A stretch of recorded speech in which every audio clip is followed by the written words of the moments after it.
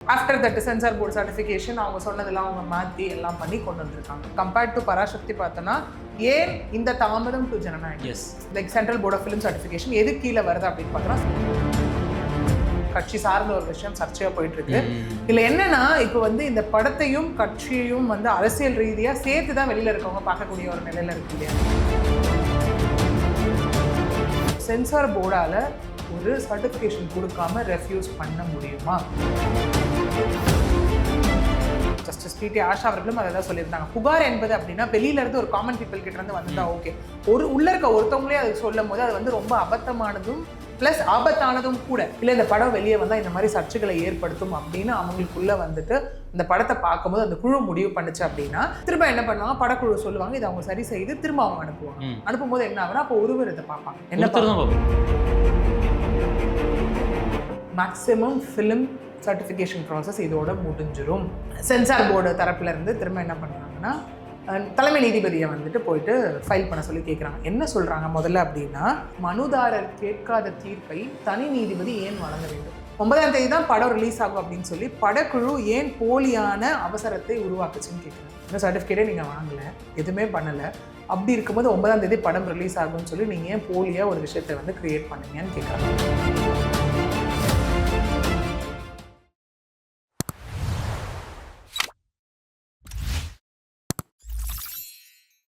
Ma'am வணக்கம். Ma'am வணக்கம் sir. Ma'am இப்போ தமிழ்நாடு மட்டும் இல்லை, இந்தியா முழுக்க ஒரே ஒரு கேஸ் தான் பெருசாக பேசப்பட்டு இருக்கு. அதுலேயும் சினிமா ரீதியாக தான் பெரிதளவில் பேசப்பட்டு இருக்கு.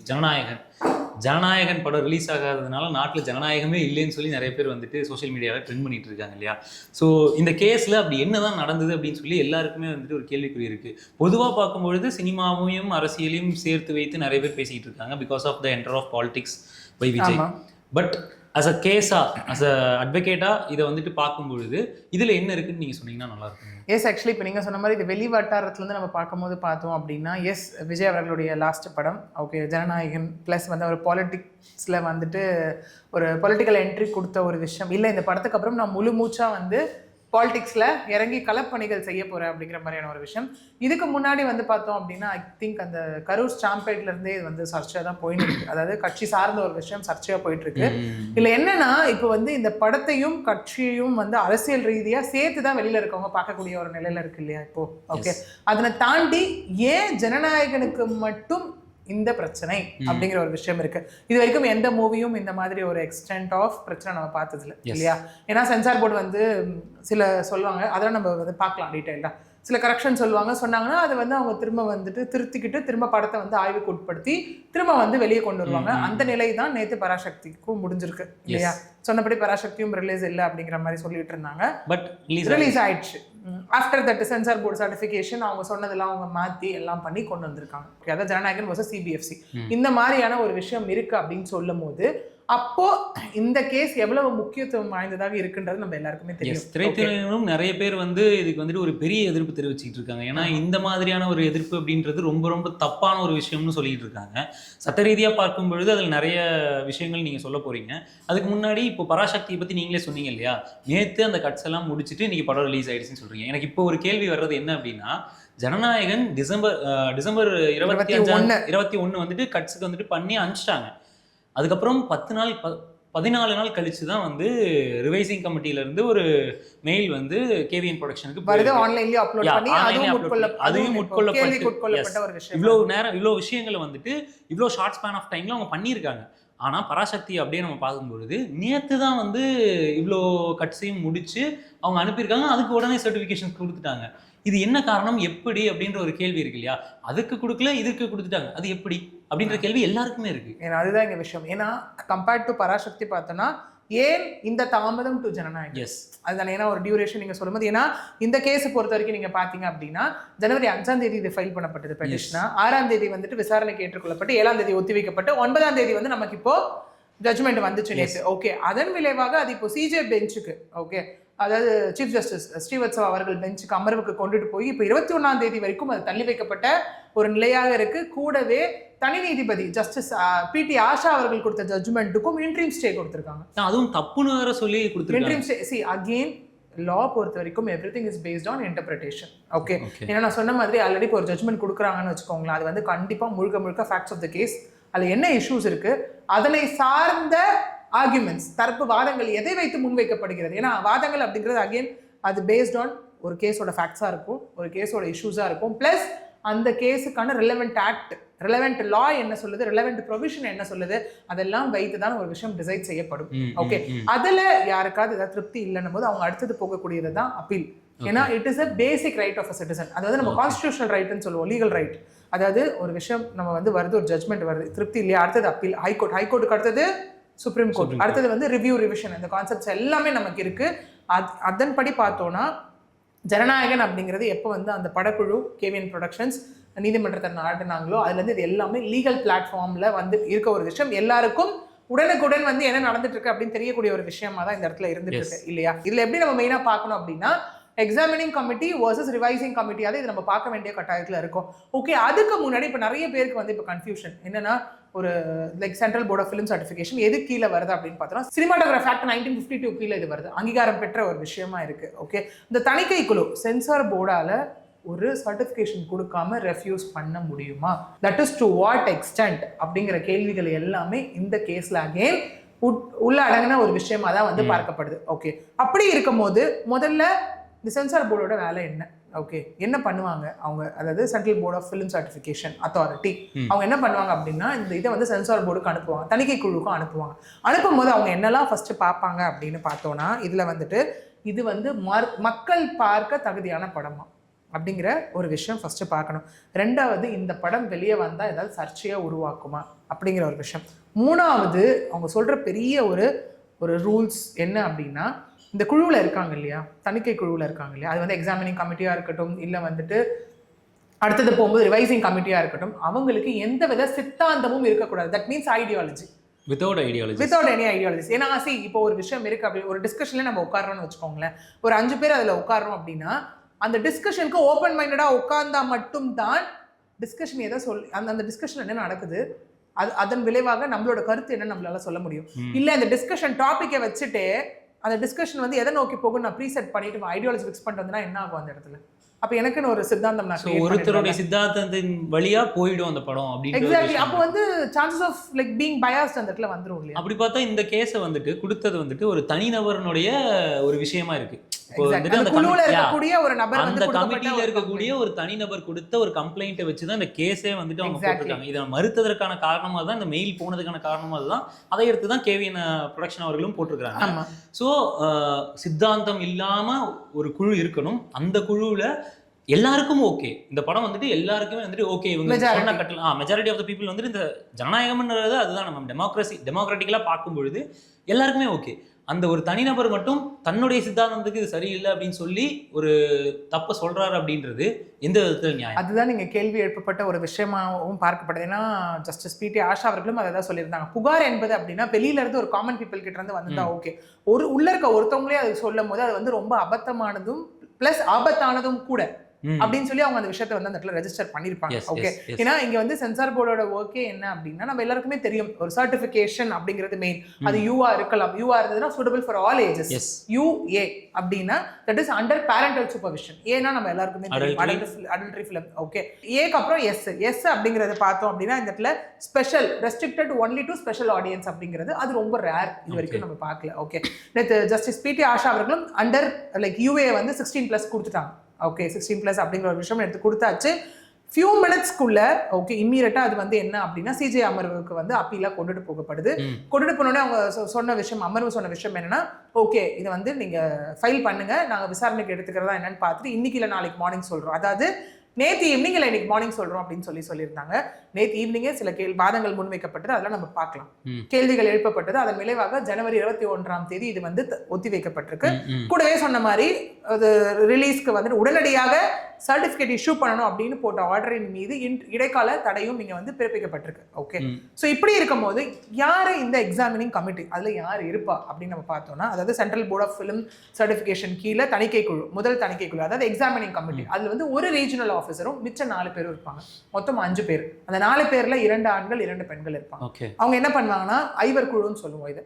ஸோ படத்தை எல்லாம் பார்ப்பாங்க, படத்தெல்லாம் எக்ஸாமின் பண்ணிட்டு அவங்க என்ன பண்ணுவாங்க அப்படின்னா அதுக்கப்புறம் வந்து எக்ஸாமின் பண்ணிட்டு நம்ம சொன்ன இந்த கேட்டகரிஸ்ல ஏதாவது ஒரு கேட்டகரிஸ் கொடுப்பாங்க UAAS அந்த மாதிரியான கேட்டகரிஸ் அவங்க கொடுப்பாங்க. ஓகே, இதற்கூடவே வந்துட்டு பார்த்தோம் அப்படின்னா ஒருவேளை அந்த படத்துல ரிலீஜியனை சார்ந்தோ வயலன்ஸை சார்ந்தோ சோஷியல் சென்டிமெண்ட் சார்ந்தோ இல்லை நேஷனல் செக்யூரிட்டி சார்ந்தோ ஏதாவது சர்ச்சைகள் இருக்கும் பட்சத்தில் இல்லை இந்த படம் வெளியே வந்தால் இந்த மாதிரி சர்ச்சைகளை ஏற்படுத்தும் அப்படின்னு அவங்களுக்குள்ள வந்துட்டு இந்த படத்தை பார்க்கும்போது அந்த குழு முடிவு பண்ணுச்சு அப்படின்னா சில கட்ஸ் அண்ட் பிளர் சொல்லுவாங்க. ஓகே ஓகே, இந்த சீனை நீங்கள் கட் பண்ணணும். நம்ம அதெல்லாம் நிறைய பார்த்துருக்கோமே, நிறைய பிளர் வரும், நிறைய வாய்ஸ்க்கு வந்து பீப் வர்றது, அந்த மாதிரி நம்ம சொல்லுவோம்ல. ஃபர்ஸ்ட் டைம் போகும்போது எனக்கு வந்து டிவியில் வரும்போது இந்த சீன் இல்லை, இந்த அப்புறம் வந்து அந்த படம் தயாரித்தவர்கள் வந்து வெளியே வந்து சொல்றதை நம்ம கேட்டிருப்போம். இந்த மாதிரி நாங்கள் ஃபர்ஸ்ட் இந்த சீன்லாம் வச்சிருந்தோம், அப்புறம் வந்துட்டு அந்த தணிக்கை குழுக்கு போகும்போது இதெல்லாம் கட் பண்ண சொன்னாங்க, இந்த சீன்லாம் கட் ஆயிடுச்சுன்றதெல்லாம் நம்ம நிறைய பார்த்துருக்கோம் இல்லையா. அதாவது blur and cuts. Okay, so இந்த மாதிரியான விஷயங்கள் எல்லாமே இருக்கும் இந்த இடத்துல. ஓகே, இருக்கும்போது அவங்க என்ன பண்ணுவாங்கன்னா திரும்ப என்ன பண்ணுவாங்க, படக்குழு சொல்லுவாங்க, இதை அவங்க சரி செய்து திரும்ப அவங்க அனுப்புவாங்க. அனுப்பும்போது என்ன ஆகுனா அப்போ ஒருவர் இதை பார்ப்பாங்க, என்ன ஃபர்ஸ்ட். அதுக்கப்புறம் அதே அந்த எக்ஸாமினிங் கமிட்டியில சொன்ன கட்ஸ் எல்லாம் மாத்திருக்காங்களா என்ன ஏதுன்னு சரி பார்த்துட்டு அவங்க என்ன பண்ணுவாங்க அப்படின்னா கரெக்ஷன்ஸ் எல்லாம் மாத்திட்டாங்கன்னா சர்டிஃபிகேட் இமீடியட்டா இஷ்யூவிங் ப்ராசஸ் அந்த இடத்துல போகும். மேக்ஸிமம் ஃபிலிம் சர்டிஃபிகேஷன் ப்ராசஸ் இதோட முடிஞ்சிரும் மேக்ஸிமம். ஓகே, அடுத்தது போகும்போது இந்த ரிவைசிங் கமிட்டிக்கே போகாது மேக்ஸிமம். ஓகே, ஆமா, rare to the extreme. Okay, போகுதுன்னா ரிவைசிங் கமிட்டிக்கு போகிறது ரொம்ப வந்து அரிதான ஒரு விஷயம். ஓகே, அப்படி போகும்போது என்ன ஆகும் அப்படின்னு பார்த்தீங்கன்னா ரிவைசிங் கமிட்டி போகும்போது அங்கே வந்து 9 பேர் இருப்பாங்க. ஓகே, ஒரு ரீஜனல் லைக் ஆஃபீஸர், மிச்சம் 8 பேர் அந்த இடத்துல இருப்பாங்க. ஓகே, இது இங்கே என்ன ஆகும் அப்படின்னு பார்த்தீங்கன்னா திரும்ப இந்த ரிவைசிங் கமிட்டியில் வந்து இன்னொரு ரிஸ்க்கும் இருக்குது. ஓகே, சில படக்குழு என்ன நினச்சிட்டு போவாங்க அப்படின்னா சரி நமக்கு எக்ஸாமினிங் கமிட்டியில் வந்து எக்ஸாமினிங் கமிட்டியில் வந்து நமக்கு இவ்வளோ பிளர் அண்ட் கட் சொல்லிட்டாங்க, ரிவைசிங் கமிட்டி போகும்போது ஒருவேளை அது மாறலாம், குறைய செய்யலாம் அப்படின்னு போவாங்க. சில சான்சஸ்ல அதிகமாகவும் ஆகலாம். ஓகே, ஸோ இந்த மாதிரி போகும்போது இது வந்து ரிவைசிங் கமிட்டி இந்த மாதிரி ஆகும். இதுக்கப்புறம் தான் நீங்க சொன்ன அந்த ப்ராசஸ் எல்லாமே நடந்ததுனால இமீடியட்டா அவங்க என்ன பண்ணிட்டாங்கன்னா கோர்ட் அப்ரோச் பண்ணிட்டாங்க. ஹைகோர்ட்டை வந்து அவங்க அப்ரோச் பண்ணி இமீடியட்டா வந்து பெட்டிஷன் ஃபைல் பண்றாங்க. பெட்டிஷன் ஃபைல் பண்ணும்போது அகைன் என்ன பண்ணுவாங்கன்னா அதை அக்செப்ட் பண்றதுக்கு வந்து பிரைமா ஃபேசி இருக்கணும். இந்த பெட்டிஷனை நம்ம ஹியரிங்க்கு அக்செப்ட் பண்ணலாமா வேண்டாமான்னு சொல்லி அக்செப்ட் பண்ணி Day 2 ஆயிடுது. அதன் விளைவாக அதுக்கப்புறம் வருது. ஸோ இப்போ என்ன ஆகுது அப்படின்னு பார்த்தோம்னா அதுக்கப்புறம் தான் வந்துட்டு நேற்று நடந்த ஒரு விஷயம். ஓகே, ஜஸ்டிஸ் PT ஆஷா அவர்கள் தரப்புல இருந்து வந்துட்டு அவங்க அந்த ஜட்மெண்ட் கொடுக்கும்போது சில விஷயங்கள் அவங்க சொல்றாங்க. இரு தரப்பு வாதங்களையும் கேட்ட பிறகு அவங்க சொல்ற விஷயம் என்னவா இருக்கு அப்படின்னா நம்ம முதல்ல சொன்ன அந்த விஷயம் தான். ஓகே, வெளியில இருந்து ஒருத்தவங்க கம்ப்ளைண்ட் கொடுக்கறதுக்கும் உள்ள இருந்து ஒருத்தவங்க புகார் கொடுக்கறதுக்கும் அது வந்து ஆபத்தானதும் அபத்தமானதுமாக இந்த இடத்துல இருக்கு. அதாவது அப்ப சொன்ன மாதிரி ஒரு ஐடியாலஜி ஃபிக்ஸ் பண்ண மாதிரியான ஒரு உணர்வை தருகிறது இல்லையா. ஸோ அது ஒரு விஷயம். ரெண்டாவது என்ன அப்படின்னா இந்த லெட்டர் ஆன்லைன்ல அப்லோட் பண்ணாங்கல்ல, நாங்கள் வந்து ரிவைசிங் கமிட்டிக்கு வந்துட்டு போடுறோன்ற மாதிரி ஆன்லைன்ல அப்லோட் பண்ணாங்க இல்லையா. அந்த ஆன்லைன்ல அப்லோட் பண்ணது வந்துட்டு அந்த சேர்பர்சன் இருக்காங்களே குழு தலைவர் அவருடைய அதிகார வரம்பை மீறிய செயல் அப்படின்னு சொல்லி சொல்லுவாங்க. அவர்கிட்ட பெர்மிஷன் வாங்காமலே அப்லோட் பண்ணிருக்காங்க. அவருடைய இப்போ நம்ம இருக்கோம் அப்படின்னா ஆஃபீஸ் கெப்பாசிட்டின்னு ஒன்று இருக்குல்ல, என்ன பண்ணலாம் அப்படிங்கிறது. இதை ஏன் அவரு அடுத்தது அட்வைசிங் கமிட்டிக்கு வந்து அவர் ஃபார்வர்ட் பண்ணதை ஏன் ஆன்லைன்ல அப்லோட் பண்ணணும்? இந்த சர்டிஃபிகேஷன் கொடுத்துட்டாங்க இல்லை நாங்கள் அது வந்து இது பண்ணியிருக்கோம் அப்படிங்கிற மாதிரியான ஒரு விஷயங்கள் இருக்கு இல்லையா. அது அதிகார வரம்பை மீறிய செயல் அப்படிங்கிற ஒரு விஷயத்த சொல்றாங்க. கூடவே இன்னொன்று என்ன சொல்றாங்க அப்படின்னா UA வந்து வழங்குவதாக தான் நீங்க சொன்னீங்க, விச் மீன்ஸ் சில கரெக்ஷன்ஸை பண்ணி நீங்க கொடுங்க, நாங்கள் வந்து உங்களுக்கு கொடுக்குறோம்னு சொல்லி தான் நீங்க ஃபர்ஸ்ட் சொன்னீங்க. அப்புறம் ஏன் வந்துட்டு நீங்க சர்டிஃபிகேட் வழங்கலை அப்படிங்கிறதுக்கு அப்புறமா ஏன் கொடுக்கல அதை சுட்டி காட்டி என்ன சொல்லியிருக்காங்க அப்படின்னா இங்க சேர்பர்சன் அவருடைய அதிகார வரம்பை மீறி செயல்பட்டதால், ஓகே, அவரே அதிகாரத்தை மீறி செயல்பட்டதால் என்ன பண்றோம்னா அவங்க போட்டாங்க இல்லையா, அதாவது உத்தரவு, இது வந்து நீங்க அடுத்தது கொண்டுட்டு போங்க அப்படிங்கிற மாதிரி அந்த உத்தரவை நான் வந்து ரத்து பண்ணி இம்மீடியட்டா UA 16+ சர்டிஃபிகேட் கொடுத்து மூவியை ரிலீஸ் பண்ணணும் அப்படிங்கிறது தான் நேத்து ஜஸ்டிஸ் PT ஆஷா அவர்கள் கொடுத்த ஒரு விஷயமா இருந்துச்சு. இமீடியட்டா எல்லாரும் என்ன ஆச்சுன்னா பெருசா கொண்டாட ஆரம்பிச்சிட்டாங்க இல்லையா. எஸ், ஒரு 5 நிமிஷத்துக்கு ஒரு எல்லாரும் ஸ்வீட் கொடுக்க ஆரம்பிச்சிட்டாங்க. பயங்கரமான ஒரு கட்சி ரீதியாவும் பார்க்கப்பட்டது இல்லையா. தாவேகா தரப்புல இருந்தே ஒரு கொண்டாட்டமாக தான் வந்து இது பார்க்கப்பட்டுச்சு அந்த இடத்துல இருக்கு இல்லையா. சோ அப்படி இருக்கும்போது அதெல்லாம் பண்ணி அவங்க கொண்டாடிட்டு இருக்கிற ஒரு டைம்ல இல்ல ஜனநாயகனுக்கு இருந்த தடை நீங்கிருச்சு விலகிருச்சு. இனிமே வந்து எந்த ஒரு விஷயமும் இல்லை, நம்ம ஆஸ்பர் லைக் வந்து படத்தை ரிலீஸ் பண்ணலாம், நேற்று ரிலீஸ் ஆக வேண்டியது இல்லையா, பண்ணலாம் அப்படின்னும் போது அந்த விஷயம்லாம் இருக்கும்போது தென் அவங்க அட்வொகேட்ஸும் ப்ரெஸ் மீட் கொடுத்துருந்தாங்க அந்த இடத்துல. அகைன் இது வந்து ஆர்டிகல் 226 ரிட் ஆஃப் மேண்டமஸ் கீழே போடப்பட்டது. ஓகே, ஒன்று இதில் என்னென்னு பார்த்தீங்கன்னா இன்னொன்று அகெயின் திரும்ப ஆர்டிகல் 19 இதில் வந்து கேள்வியாக உட்படுத்தப்பட்ட ஒரு விஷயமா இருக்கு. Freedom of speech and expression article 14, 19, number 21 மூணுமே இன்டர்ரிலேட்டடாக சொல்லுவோம். ஈக்குவாலிட்டி, எல்லாருக்குமே சட்டம் அப்படிங்கிறது equal, okay, equality and equality, all are equal and equality before law அப்படிங்கிற ஒரு விஷயம். ஓகே, இன்னொன்று என்ன அப்படின்னு பார்த்தோன்னா, அடுத்தது வரும்போது நம்ம திரும்ப திரும்ப அதை கேட்குறது கருத்து சுதந்திரம் அப்படிங்கிற ஒரு விஷயத்தை திரும்ப திரும்ப கேள்வி எழுப்புற ஒரு விஷயமா தான் இருக்குது. இதுலேயும் வந்து கேள்வி எழுப்பின ஒரு விஷயமா தான் இருக்குது. ஏன்னா அங்கே அவங்க தரப்பு வந்து அவங்க சொல்லும் போதும் வெளில வந்து ப்ரெஸ் மீட் கொடுக்கும் போதும் அவங்க சொல்லியிருந்த விஷயம் என்னவா இருந்தது அப்படின்னா, இல்லை நேஷனல் செக்யூரிட்டியை வந்து சிம்பலைஸ் பண்ணுற மாதிரி சில சிம்பிள்ஸ் யூஸ் பண்ணியிருந்தாங்கன்னு அவங்க தரப்பு வாதங்களாக வச்சாங்க அப்படின்னு அவங்க சொல்லியிருந்தாங்க அந்த இடத்துல. ஓகே, ஸோ இந்த மாதிரியான விஷயங்கள் இது எல்லாமே இருக்கும் போது இம்மீடியட்டாக அவங்க என்ன பண்ணுறாங்க அப்படின்னா, இங்கே போயிட்டு சென்சார் போர்டு தரப்புல இருந்து திரும்ப என்ன பண்ணுறாங்கன்னா, தலைமை நீதிபதியை வந்துட்டு போயிட்டு ஃபைல் பண்ண சொல்லி கேட்குறாங்க. என்ன சொல்கிறாங்க முதல்ல அப்படின்னா, எங்களுக்கு பதில் கொடுக்க போதுமான கால அவகாசம் வழங்கலன்னு சொல்கிறாங்க. ஒன்று சிபிஎஃப்சி சென்சார் போர்டு தரப்புல இருந்து போயிட்டு எல்லாமே இருக்குது. இருந்தாலும் அவங்க என்ன சொல்கிறாங்கன்னா, இந்த ஜட்ஜ்மெண்ட் எங்களுடைய பதிலுக்கு வெயிட் பண்ணாமல் கொடுக்கப்பட்ட ஒரு விஷயம் அப்படின்னு சொல்லி அவங்க ஃபர்ஸ்ட் பாயிண்ட் அங்கே ரெஜிஸ்டர் பண்ணுறாங்க. ஓகே, செகண்ட் பாயிண்ட் என்ன சொல்கிறாங்க அப்படின்னா, வழக்கில் சென்சார் தலைவரின் அதிகார வரம்பு குறித்து தனி நீதிபதி உத்தரவு பிறப்பிப்பு இது குறித்தும் அப்படின்னு சொல்லி அவங்க சொல்கிறாங்க. ஓகே, மூணாவது விஷயம் என்ன சொல்கிறாங்க அப்படின்னா, கூடவே வந்து மறுதணிக்கை உத்தரவு, அதாவது என்னன்னா அதுக்கப்புறம் எக்ஸாமினிங்க்கு அடுத்தது வந்து நம்ம போகும்போது ரிவைசிங், ஓகே, அந்த கமிட்டி போடுறாங்கன்னு சொன்னாங்க இல்லையா, அந்த ரிவைசிங் ஒரு கமிட்டி பற்றி ரிவைசிங் போர்டு அனுப்புறேன்னு சொல்லி அவங்க சொன்னாங்க இல்லையா, அதை பற்றி மனுதாரரே வந்து இங்கே வேண்டுகோள் வைக்காத நிலையில் அந்த உத்தரவு ஏன் ரத்து செய்யப்பட்டது, அதனை குறித்து ஏன் வந்து அவங்க பேசினாங்கன்ற மாதிரி. ஏன்னா நம்ம ஒரு கேஸ் போறோம், நம்ம பிரேயர் என்ன கேட்கிறோன்றது இருக்குல்ல, அவங்க அந்த பிரேயரே கேட்கல. அப்படி இருக்கும்போது அதை பத்தி ஏன் அந்த உத்தரவு ரத்து செய்யப்பட்டது அப்படின்னும் இதனை குறித்தும் இந்த அப்பீல் அப்படிங்கிற மாதிரி அவங்க ரெண்டாவது ஒரு விஷயம் வந்து அவங்க ரெஜிஸ்டர் பண்ணியிருப்பாங்க. மூணாவது என்ன அப்படின்னா, சொன்ன மாதிரி 5ஆம் தேதி ஃபைல் பண்ணாங்க, இம்மீடியட்டாக 6ஆம் தேதி விசாரணைக்கு எடுத்து 7ஆம் தேதி ஒத்தி வைக்கப்பட்டு இன்னைக்கு ஜட்ஜ்மெண்ட்டே கொடுத்துட்டாங்க.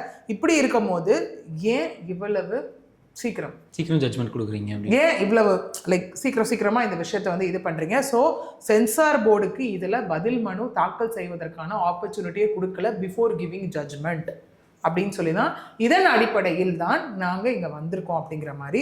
அதாவது சீனியர் இவர் ASD additional solicitor general, okay, Thiru ARL Sundaresan அவர்கள் வந்து இந்த விஷயத்தெல்லாம் முன் வச்சிருப்பார்.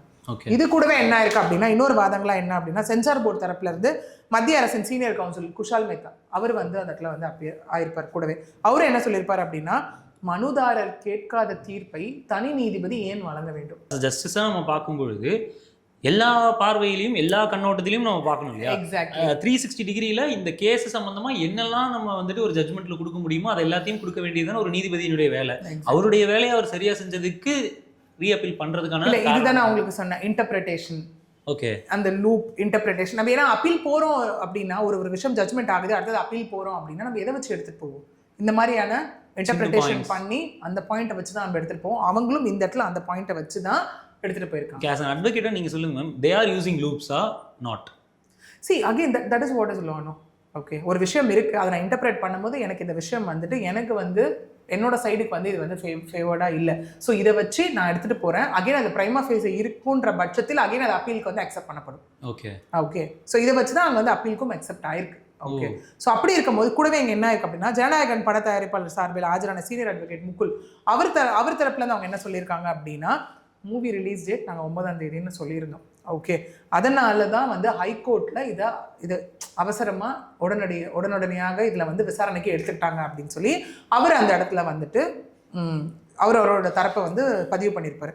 இதற்கு எல்லாம் வந்து இது கூடவே என்ன இதெல்லாம் நடந்துட்டு இருக்கும்போது அங்கே என்ன ஆச்சு அப்படின்னா, வந்துட்டு நமக்கு வந்த சோர்சஸின் படி, அதாவது தலைமை நீதிபதி அவர்கள் வந்து அந்த இடத்துல குறுக்கிட்டு அவர் கேட்ட ஒரு விஷயம் என்னன்னா, 9ஆம் தேதி தான் படம் ரிலீஸ் ஆகும் அப்படின்னு சொல்லி படக்குழு ஏன் போலியான அவசரத்தை உருவாக்குச்சுன்னு கேட்குறாரு. இன்னும் சர்டிஃபிகேட்டே நீங்கள் வாங்கலை, எதுவுமே பண்ணலை, அப்படி இருக்கும்போது 9ஆம் தேதி படம் ரிலீஸ் ஆகும்னு சொல்லி நீங்கள் ஏன் போலியா ஒரு விஷயத்தை வந்து கிரியேட் பண்ணீங்கன்னு கேட்குறாங்க. பட் எல்லா படங்களும் இப்போ அப்படி தானே ரிலீஸ் ஆகிட்டு இருக்கு. எல்லாமே அப்படி தான் ரிலீஸ் ஆகிட்டு இருக்கு. இங்கே திரும்ப சொல்கிற ஒரு விஷயம் என்னன்னா, சர்டிஃபிகேஷன் வந்துரும்ன்ற ஒரு நம்பிக்கையில் தானே நம்ம போய் அது இது பண்ணுறோம். ஓகே, அப்படி இல்லைன்னும் போது இந்த கேஸ் கோர்ட்டுக்கே வரும் அப்படின்னு வந்துருச்சு போயிட்டு இருக்கும் போது ஏன் 9th நீங்கள் ஃபிக்ஸடாக இருந்தீங்கன்ற கொஸ்டின். ஓகே, ஃபர்ஸ்ட் விஷயம். ரெண்டாவது விஷயம் இங்கே என்ன கேட்கப்பட்டது அப்படின்னா, நீங்கள் ஏன் வந்துட்டு நீங்கள் 9ஆம் தேதி ரிலீஸ் பண்ணுறீங்கன்ற காரணத்துக்காக நீங்கள் ஏன் கோர்ட்டுக்கு ப்ரெஷர் போடுறீங்க, ஏன் போட்டீங்க அப்படிங்கிற விஷயம். ஓகே, அடுத்த விஷயம் இங்கே என்ன கேட்கப்படுறாங்க அப்படின்னா, இது அவசர விசாரணைக்கு எடுத்துக்கொள்ளக்கூடிய அளவுக்கு முகாந்திரம் இதில் இல்லை அப்படின்னு சொல்லி இந்த விஷயத்தை வந்து அங்கே சொல்லியிருப்பாங்க. இதெல்லாம் சொல்லிட்டு தான் என்ன சொல்லியிருப்பாங்க அப்படின்னா, லைக் படக்குழுக்கும் ஒரு நோட்டீஸ் வந்து இந்த இடத்துல அனுப்பியிருப்பாங்க. ஓகே, அனுப்பிட்டு உங்களால் ஒரு 15 நாள் கூட வெயிட் பண்ண முடியாதா அப்படின்னு கேட்டுட்டு தான் இந்த 21ஆம் தேதிக்கு இதை வந்து ஒத்தி வைக்கிறேன் அப்படின்னு சொல்லிட்டு இப்போதைக்கு தனி நீதிபதி அவர்கள் கொடுத்த ஜட்ஜ்மெண்ட்டுக்கு இன்ட்ரீம் ஸ்டே கொடுக்குறாங்க. விச் மீன்ஸ் இம்மீடியட்டாக நீங்கள் வந்துட்டு படத்துக்கான சர்டிஃபிகேட்டை கொடுக்கணும் அப்படின்னு சொன்னது இப்போ இல்லை அப்படிங்கிற ஒரு விஷயம் தான் இந்த இன்ட்ரீம் ஸ்டேல நம்ம எல்லாருக்கும் தெரிய வருது. ஓகே, ஸோ இப்போ இவ்வளோ விஷயங்கள் நடந்திருக்கு இல்லையா மேம்? இப்போ இதை வந்துட்டு பராசக்தி கூட ஒப்பிடாமல் யாராலையுமே இருக்க முடியாது. ஏன்னா ரெண்டுக்குமே வந்துட்டு சிபிஎஃப்சி சர்டிஃபிகேஷன்ஸ் அப்படின்றது நிறுத்தி வைக்கப்பட்டிருந்த ஒரு விஷயம். சமூகத்தை சார்ந்த ஒரு விஷயம், சமூகத்தை இழிவுபடுத்த வேண்டிய ஒரு விஷயம், இல்லாட்டி நேஷனல் செக்யூரிட்டிஸ், இன்டெலிஜென்ஸ், ஸோ இது எல்லாத்தையுமே வந்துட்டு ஒரு ஒரு குறை சொல்கிற மாதிரியான ஒரு விஷயங்கள் படத்தில் இருந்தது அப்படின்னா அதுக்கு அவங்க சர்டிஃபிகேட்ஸ் கொடுக்க மாட்டாங்கன்றது சொல்லிட்டாங்க. இப்போது எல்லாத்தையுமே நீக்கிட்டாங்க ஜனநாயகன் படத்தினர். இப்போது பராசக்தி எடுத்தோம்னா நம்ம இப்போ பேசும்போதே நமக்கு தெரியும், இன்னைக்கு படம் ரிலீஸ் அப்படின்னா நேற்று தான் வந்து அவங்க எல்லாத்தையுமே நீக்கி இருக்கிறாங்க. ஸோ அதுக்கு உடனே சர்டிஃபிகேட்ஸ் கொடுத்துட்டாங்க. பட் இவங்க வந்து அப்போ கொடுத்து அதுக்கே ரிவைசிங் கமிட்டி போகணும். What's the drama behind that அப்படின்ற ஒரு கேள்வி இருக்கு இல்லையா? அது என்ன ma'am? See, that is what. அதற்காக தான் இப்போ முழுக்க இந்த லீகல் பிளாட்ஃபார்ம்ல ஒரு போராட்டம் வந்து இங்கே நடந்துகிட்டு இருக்கு. ஓகே, ஏன்னா சர்டிஃபிகேட் கொடுக்குறேன்னு சொல்லியாச்சு. ஓகே, ஆனால் அந்த குழு தலைவர், தணிக்கை குழுவின் தலைவர் அவர் என்ன பண்ணாரு அப்படின்னா, அமைப்பின் தலைவர் அவர் என்ன பண்ணியிருக்காருன்னா இமீடியட்டாக அதை வந்து ஃபோட்டோ ஏன் அப்லோட் பண்ணணும், ஏன் அதை ரிவைசிங் கமிட்டி ஒரு கிரியேட்டிங் ஒரு தானா வந்துட்டு உருவாக்குன ஒரு what is behind everything. Okay, அப்படிங்கிறது again court has to decide. அதுதான் விஷயம். ஏன்னா இது முழுக்க வந்து பார்த்தோம் அப்படின்னா going to be a trend setter. கண்டிப்பா இந்த கேஸ் அப்படிங்கிறது ஒரு பெரிய எக்ஸாம்பிளா தான் இருக்கும். நாளைக்கு நான் சொன்ன மாதிரி நம்ம ஏதாவது இந்த மாதிரி ஒரு விஷயங்கள் நடக்கும்போது இந்த கேஸை நம்ம மேற்கோள் காட்டுவோம். அந்த இடத்துல சினிமா சம்பந்தமாக, சினிமா சர்டிபிகேஷன் சம்பந்தமாக இந்த மாதிரி ஒரு கேஸ் ஆல்ரெடி நடந்திருக்கு, இல்ல இந்த மாதிரி ஜட்ஜ்மெண்ட் கொடுக்கப்பட்டது, இந்த மாதிரி எல்லாம் இன்டர்பிரேட் பண்ணி அது திரும்ப அப்பீலுக்கு கொண்டு வரப்பட்டது அப்படின்னு.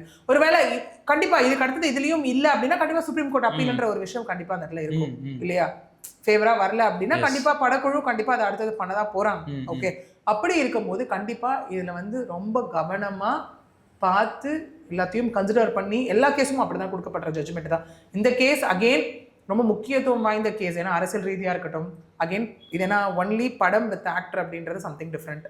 ஏன்னா இதுல வெளியில இருந்து நிறைய விஷயங்கள் பேசப்படுறது, அரசியல் ரீதியான்ற மாதிரியான விஷயங்கள், அழுத்தம் கொடுக்கப்படுதுன்ற மாதிரியான விஷயங்கள், அந்த மாதிரி நிறைய பேசப்பட்டாலும் இல்ல லீகலா என்ன நடக்குது அப்படின்னா இப்ப நம்ம டிஸ்கஸ் பண்ண விஷயங்கள் தான். அகைன் நமக்கு அடுத்த கட்டம் அப்படிங்கிறது ஜனவரி 21 வரைக்கும் நம்ம கண்டிப்பா வெயிட் பண்ணி தான் ஆகணும். ஓகே, ஸோ இதுல வந்துட்டு இன்னொரு விஷயம் என்ன சொல்றாங்க அப்படின்னா, சிபிஎஃப்சி வந்துட்டு இன்னொரு குழு அமைக்கிறதுக்கு வந்துட்டு 4 வாரம் தேவைப்படும் எங்களுக்கு அப்படின்ற மாதிரிலாம் சொல்றாங்க. ஆனா ஒரு படத்தை வந்துட்டு நம்ம பார்த்து அதை சரி செய்யறதுக்கு நமக்கு அவ்வளோ அவகாசங்கள் தேவைப்படுமா அப்படின்ற ஒரு கேள்வி இருக்கு. இங்க வந்து ப்ரொசீஜரல் விஷயம்னு ஒன்று இருக்குல்ல, as per act, as per லா அப்படின்னு இருக்கும் போது வந்து ப்ரொசீஜரல் என்னென்ன விஷயத்தை வந்து அவங்க கம்ப்ளைண்ட் பண்ணணும் அப்படிங்கிற ஒரு விஷயம் இருக்கு இல்லையா?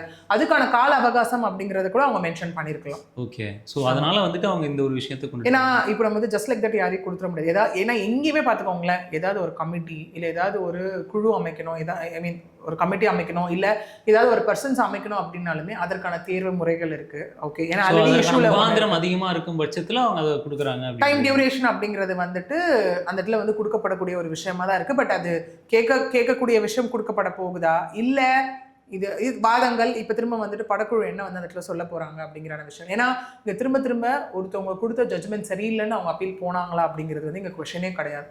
அதுல இருக்கக்கூடிய விஷயத்த இன்டர்பிரேட் பண்ணி அவங்களுக்கு தேவையான லூப் அதுல இருந்து என்ன இருக்குன்றது எடுத்து தான் போகக்கூடிய ஒரு விஷயம். Because we are no one to criticize. கண்டிப்பா இதுல கிரிட்டிசைஸ் பண்றதுக்கு நம்ம யாருமே கிடையாது, பண்ணவே முடியாது. இது வந்திருக்கு, இது அவங்க இன்டர்பிரேட் பண்ணி இந்த விஷயத்தை அவங்க எடுத்துட்டு போனாங்கன்றதா எங்க விஷயம். அந்த மாதிரி இன்டர்பிரேட் பண்ணி எடுத்துட்டு போன ஒரு விஷயம் தான் இந்த அப்பீல் தலைமை நீதிபதி அமர்வு கிட்ட எடுத்துட்டு போயிருக்காங்க. ஓகே, ஏன்னா பொங்கல் ஹாலிடேஸ்ன்றதுனால நம்மளால அடுத்த கட்டம் இதுல வந்து எக்ஸ்பெக்ட் பண்ண முடியாது. ஸோ 21 அன்னைக்கு தான் நமக்கு அடுத்த கட்டம் என்னன்றதே இந்த ஜனநாயகன் வர்சஸ் சிபிஎஃப்சி அப்படிங்கிறது நமக்கு தெரிய வரும். ஓகே, இப்போ வந்துட்டு நீங்க சொல்லுங்க மேம், இவ்வளோ விஷயங்கள் நடந்திருக்கு இல்லையா? நீங்க உங்களுடைய அனுபவங்களை நீங்க நிறைய விஷயங்கள் பார்த்துருப்பீங்க. ஸோ இந்த ஒரு படத்திற்கு இவ்வளோ விஷயங்கள் நடக்கிறத பார்க்கும் பொழுது உங்களுடைய பார்வைக்கு அது என்னவா தெரியுது மேம்?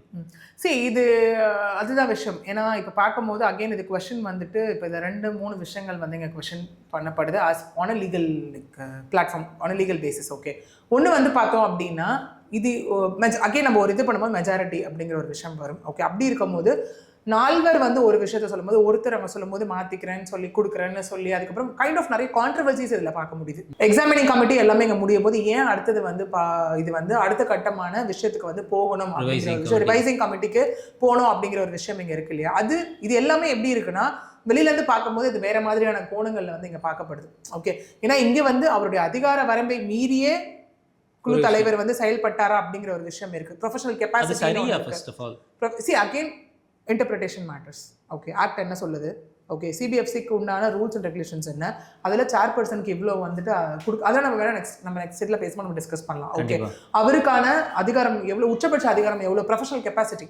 ஓகே, ஏன்னா சில கேசஸ்ல நம்ம பார்த்துருப்போம் அபியூஸ் ஆஃப் பவர்னு பார்த்துருப்போம். அவங்களுக்கு கொடுக்கப்பட்ட அதிகாரத்தை அவங்க மீறி செயல்பட்டதுக்கான ஒரு விஷயம்னு பார்க்கப்பட்டிருக்கோம். அது எல்லாமே நிஜமாவே இங்கே உள்ள நடந்திருக்கா? ஓகே, அந்த மாதிரியான விஷயங்கள் வச்சு கன்சிடர் பண்ணி தான் இது ஃபைனல் விஷயத்தை வந்து நம்ம டிரைவ் பண்ண முடியும் நம்மளால. ஓகே, ஸோ நிறைய விஷயங்கள் எனக்கு கூட ஷேர் பண்ணீங்க. இது தொடர்ந்து இந்த கேஸில் என்னெல்லாம் நடக்குது அப்படின்றத தொடர்ந்து நம்ம நேயர்களுக்கு நீங்கள் சொல்லணுன்றதை கேட்டுக்கிறோம். நன்றி.